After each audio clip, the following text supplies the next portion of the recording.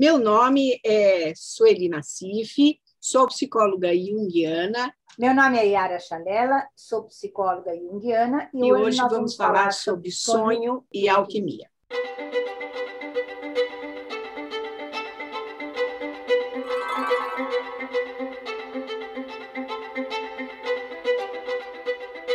Gostaria de iniciar falando sobre o que é sonhar, né? O que significa sonhar, Yara? Bom, eu vejo em 3 níveis a questão de sonhar, né?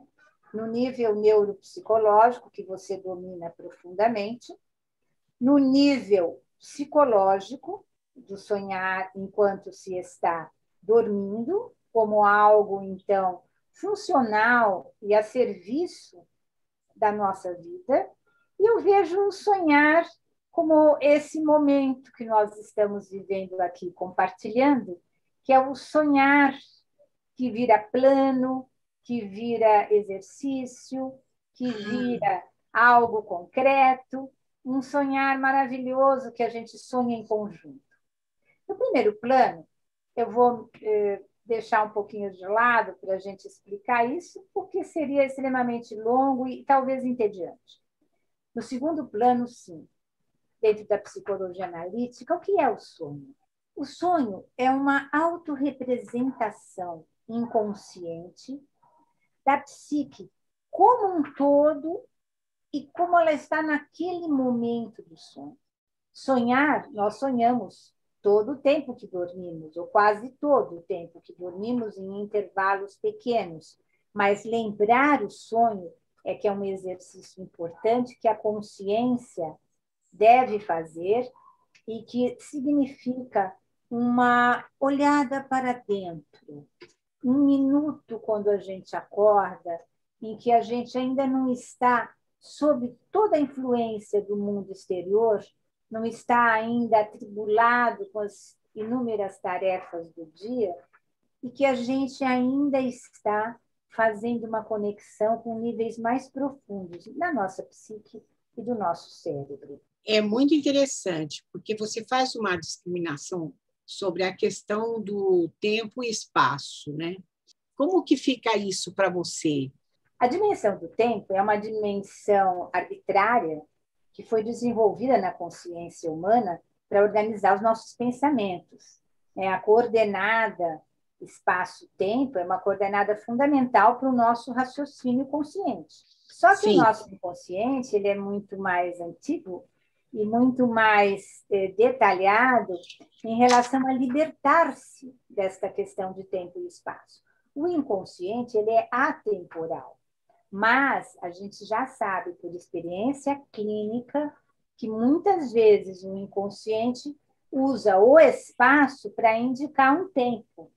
Por exemplo, a casa onde eu morava quando eu era criança é um espaço, mas está indicando uma energia que estava ali, constelada naquele tempo.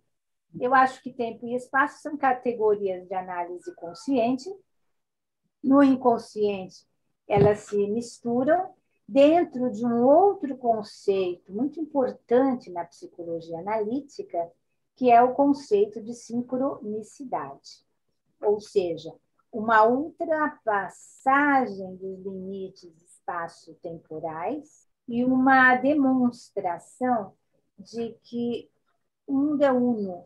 Nós estamos vivendo de uma maneira compartimentada questões que, por acaso, podem ser aspectos de uma mesma situação maior ou de uma mesma forma de energia maior ou algo assim que nos transcende.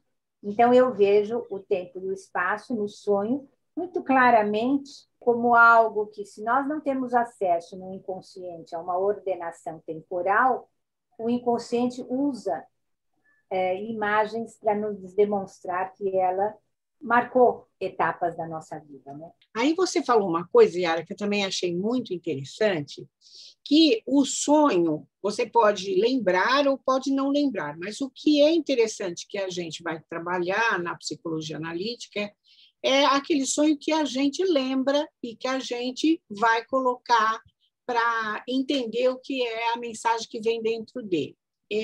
na minha experiência no laboratório de sonho, a gente percebe que o sonho pode ser construído de uma forma totalmente atemporal. Quando o paciente acorda, ele vai construir a cronologia. Então, a questão do inconsciente e do consciente fazem, nessa nossa experiência diária, eles trazem uma nova possibilidade de se entender as coisas também. Porque imagina que eu estou diante de um problema e eu considero esse problema como insolúvel, porque eu estou focalizada nesse tempo fixo. Mas, se eu conseguisse sair dessa rigidez de tempo e espaço, talvez eu conseguisse encontrar um outro caminho e evitar esse no qual eu estou situada, ou elaborar isso de uma forma diferente. Um exercício que eu gosto de fazer com os meus pacientes em psicoterapia é pedir para eles que escrevam a ordem do sonho numa outra sequência. Muitas vezes eu peço para eles que escrevam. Por quê? Porque quando Jung colocou a sistemática dos sonhos, ele colocou o momento da exposição, em que aparecem, então, todos os personagens do sonho, personagens que representariam complexos ou algumas outras questões, colocou a peripécia e uma lisis, que seria como aquela peripécia termina, o final do sonho, o clímax da história e a resolução, eventualmente, da questão. Mas, em nenhum momento foi dito que a peripécia tem que seguir aquela sequência. A sequência foi montada pelo sujeito quando ele acordou, muito provavelmente em busca de uma lógica possível, porque não tem lógica possível no sonho. Eu achei muito interessante isso que você colocou. Essa experiência do laboratório de sono foi muito transformadora na minha prática, porque eu sempre achei que sonho era uma coisa importante, tudo aquilo que a gente aprende na teoria junguiana, com certeza, mas nunca tinha me dado conta do tamanho da importância do sonho na vida da gente. Porque, na verdade, a gente começa o dia à noite. O dia de hoje começou às 0h. E é esse momento em que você está dormindo que você inicia o dia. E é através dessa experiência onírica que você vai acordar, trazendo uma série de informações de um eu, que é o eu onírico, que é diferente desse nosso eu consciente, que se encontram de manhã cedo quando o paciente escreve o sonho. Ele escreve o sonho dentro de toda uma formação de linguagem, onde ele tem que lidar com sujeito, predicado, o verbo, quais verbos ele vai colocar. Ele já mudou aquele sistema onírico para um sistema traduzido na escrita. Então, veja que essa sua intuição de pedir para se fazer uma nova ordem é muito interessante. É porque, na verdade, nós somos condicionados a acreditar que as coisas têm uma determinada ordem. Por exemplo, quando eu conseguir alcançar o meu objetivo, eu vou ficar feliz. Será que, se a gente pensasse primeiro no eu vou procurar ficar feliz e aí construir o alcance do objetivo, ele não seria mais facilmente alcançado? Essa é uma pergunta que se faz em Harvard hoje com muita intensidade, né? Se nós prestarmos primeiro atenção no nosso estado subjetivo, não fica mais fácil construir alguma coisa no mundo externo? E, além de tudo, quando você pede para a pessoa inverter a ordem, você deixa que esta pessoa use a sua criatividade, portanto, ela vai libertar-se um pouco daquela cronologia lógica que a gente tenta imprimir a tudo que nós fazemos, pela logos do discurso, né? E vai poder, talvez, acessar outras possibilidades de autoconhecimento. Porque, afinal de contas, por que e para que a gente sonha? A gente sonha porque é uma necessidade fisiológica, que é o que realmente nos descansa, digamos assim, o que limpa a nossa mente, e a gente sonha para o nosso processo de individuação. A gente sonha para tornar-se único, indivisível, íntegro. O Jung, ele gostava de trabalhar com grupos de sonhos. Ele juntava sonhos, de repente ele relacionava um sonho atual com um sonho antigo que o paciente havia contado, e aí ele fazia com o paciente esse trabalho de busca conjunta, de uma verdadeira construção de um outro nível de diálogo. Um nível que usa figuras de linguagem, que usa as imagens como forma de condensar aquilo que acontece. Então, a gente transitou, né, desse sonho visto, né, dentro da pesquisa que é feita em neurociência, mas ele é um campo, como você vê, limitado aos modelos médicos. Dentro dele, nós temos toda essa questão do Freud e a questão da própria linguagem que expressa esse sonho. Mas, se a gente vai seguindo a linguagem, a gente vai entrando nessa questão do simbólico, essa questão que nos leva a um outro universo, que são os símbolos, as imagens e a energia que existe dentro desse contexto, visto, então, agora sobre outro foco. Por exemplo, a alquimia, que trabalha com energia, poderia trazer alguma luz. Eu acho que a alquimia é um conjunto de práticas e tradições pré-científicas. Tanto é que Lavoisier coloca como máxima: nada se cria, nada se perde, tudo se transforma, e essa simplificação fica sendo como a frase inicial do nascimento da química, da separação entre religião e ciência. Uma separação inconciliável, certo? Até hoje. Mas eu acho que existe algo aí de muito precioso, porque enquanto a consciência e a consciência coletiva fortemente fez isso, marcou essa separação de territórios, o inconsciente não está preocupado com isso. Ele não está preocupado se é um território científico ou se é um território alquímico. Ele está trabalhando com energia e trabalhando no sonho muito claramente com transformação de energia. Então, neste ponto que você cita a alquimia, você está colocando um link importantíssimo entre a função dos sonhos, ou uma das funções do sonho, quando eu digo, por exemplo, do processo de individuação, e a transformação da energia. E, para isso, ele se recorre de imagens. Você falou entre sujeito, predicado e complemento. Então, eu diria para você, o sujeito, que é o ego onírico, muitas vezes não consegue se representar fazendo alguma coisa no sonho, mas ele representa alguma coisa acontecendo, que é o verbo. Porque o verbo, no sonho, ele vai nos indicar qual é o principal núcleo onde essa transformação de energia está acontecendo, qual é o principal conjunto de símbolos que norteia a transformação. E até qual energia é essa que é transformada.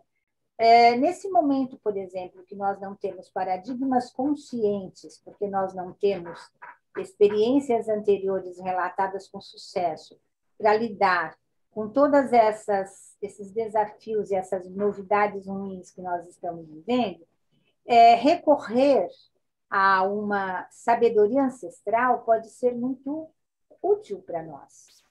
E recorrer assim, entendendo que existem elementos, existem fases e existem operações. E a alquimia, ela nos dá uma possibilidade de transitar por isso. Por exemplo, elemento água, o que é? É uma representação sintetizada da nossa vida emocional, são os nossos afetos, é um conjunto de vivências do inconsciente, a água é fluida, né? A água é líquida, certo? A gente não consegue pegar, a água nos foge, ela é fugidia. Quando o Zygmunt Bauman, fala sobre uma sociedade líquida, de afetos líquidos, medo líquido, amor líquido, essa modernidade líquida, ele está se referindo a esse aspecto da água, né? Ela precisa de um continente, porque senão o conteúdo se perde. Um outro elemento da natureza muito forte que aparece em sonho é a terra, ou tudo que se liga à ideia da terra, da matéria, né? A nossa realidade concreta, a nossa vida, esse mundo terreno, esse mundo objetivo que é tido como real e às vezes como o único real, né? Desconsiderando o sujeito. Então, a terra também é a fertilidade, a riqueza, é uma questão do vir a ser, né? E ao mesmo tempo do que é, ela nos fala, então, de um diagnóstico, mas ela também nos aponta um prognóstico, que nós precisamos de ar. E o ar é aquilo que nos permite, e mais do que nunca hoje, né, nos mantermos vivos em todos os sentidos. Então, o que é esse ar? Né? Esse ar é uma abstração, é um pensar, é um sonhar, como nós temos em todas essas acepções, dormindo e acordado, é o mundo das ideias, é tudo que o homem construiu a partir dessas ideias. Então, o ar, para nós, ele representa assim, uma possibilidade de sublimar, porque ele é sutil. E o fogo, aquela chama que anima, mais queima, né?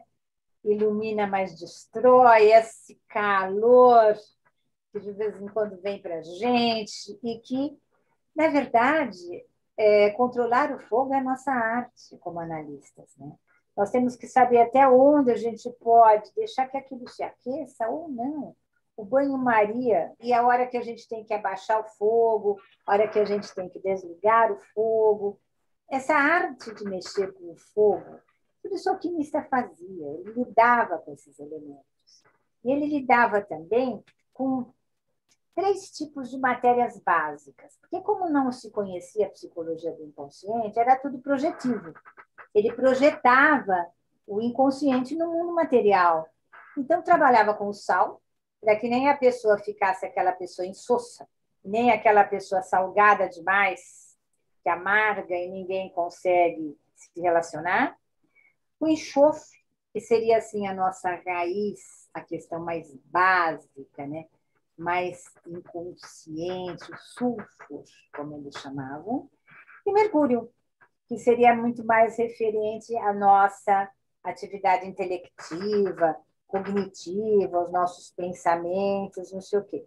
Então, eles usavam muito na Idade Média uma imagem de uma fonte, que era chamada fonte de Mercúrio, que tinha esses 4 elementos, a terra, o fogo, a água e o ar, água e terra em oposição, água e ar em oposição, terra e fogo em oposição, todos eles, então, podendo formar um par de opostos, e um quinto, que seria a quinta essência, que unia todos eles. Porque o princípio da alquimia é o mesmo princípio do funcionamento do nosso inconsciente, o mundo é uno. E veja, essas matérias básicas, essas substâncias que organizariam a tal árvore da vida, certo? Elas estão em cada lugar, em cada pessoa, em cada situação, em proporções diferentes. E aí, por que essas questões acontecem? Por que a energia transmuta? Porque existe uma troca, um desequilíbrio que precisa ser, de alguma forma, buscado, procurado. Agora, como é que a gente faz essa transformação desses elementos? O inconsciente é sábio, ele não é só um repositório de questões primitivas da pessoa, mas ele é um repositório de sabedoria da humanidade. A humanidade aprendeu mas ela aprendeu ao longo de muito tempo, de muitas experiências de caráter repetitivo. E para aprender, com certeza, errou muito. Então, a gente tem condensados nos mitos muito do que fazer e muito do que não fazer. Então, eles vão nos ensinar que, para lidar com esses 4 elementos, nós temos determinadas operações que são ou não são adequadas a eles. E dentro dessas operações, então, a gente tem algo que seria muito prolongado falar aqui, e agora, que são as operações alquímicas. E dentro de todo esse processo da alquimia, além das operações, a operação de reunir, a operação de separar, essas operações são muito importantes, nós temos fases. E essas fases se relacionam muito com sintomas dentro do processo terapêutico. Nós vemos fases assim muito interessantes ligadas a cada aspecto da vida. Não é que a pessoa está inteira naquela fase. Numa fase ela está de um jeito, na outra ela está de outro. O caos, aquela desorganização inicial, ali está algo que é extremamente precioso, que é a prima matéria, a partir da qual nós vamos encontrar o que os alquimistas chamam de pedra filosofal. Mas essa prima matéria, e ela é encontrada exatamente no caos dos sintomas, no caos da neurose, no caos da depressão, no caos da ansiedade, no caos eventualmente externo. Então, esta prima matéria é algo que nós temos que procurar com muito cuidado, o sonho nos ajuda muito a encontrar, porque o inconsciente opera. O inconsciente age mesmo que você não fale nele. Vocatur ad non vocatur Deus adere. Sim, na porta do Jung tem isso escrito. Isso, exatamente. Então, veja, quer você fale nele, quer não, ele está ali, ele está agindo. Claro que quando você traz para a luz essa possibilidade de compreender a atuação, você pode fazer um vínculo, você pode fazer uma atuação, digamos assim, aspas, a favor do seu desenvolvimento. E esta atuação, ela é simbolizada por operações alquímicas. Nas fases da psicoterapia, no volume 16, quando ele descreve a prática da psicoterapia, ele fala nesse primeiro momento da Nigredo como o momento da confissão. Nessa confissão, o indivíduo confessa a si mesmo coisas que ele não sabia ou que ele não admitia. E é por isso que é tão dolorosa a confissão, né? E ele fala numa fase que vem junto, gradativamente, que é a fase do esclarecimento, que é o similar a você ir limpando e esclarecendo e compreendendo, né?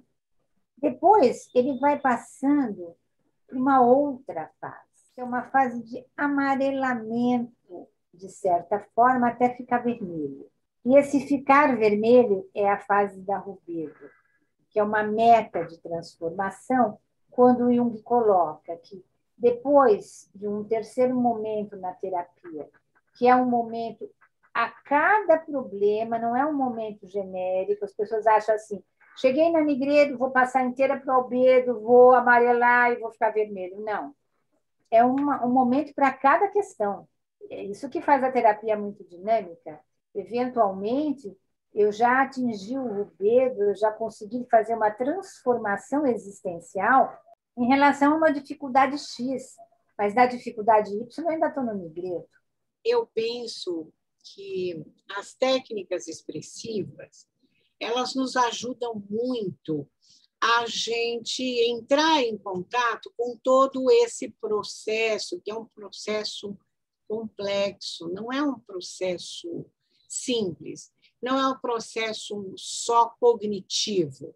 Ele é um processo que se faz no seu corpo, que se faz na sua compreensão afetiva, e você vê fisicamente numa coisa totalmente distante de você lá fora, que começa, digamos, a refletir dentro de você, ajudando você na elaboração desses conceitos tão complexos do nosso mundo interno, né? É um caminho interessante, viu, Sueli? Porque, veja, vamos falar sobre imagem. Imagem é uma coisa muito forte, ela vai além das palavras. Então, se eu falar simplesmente assim na palavra adição, eu posso ter essa palavra adição N significados para esse significante, né?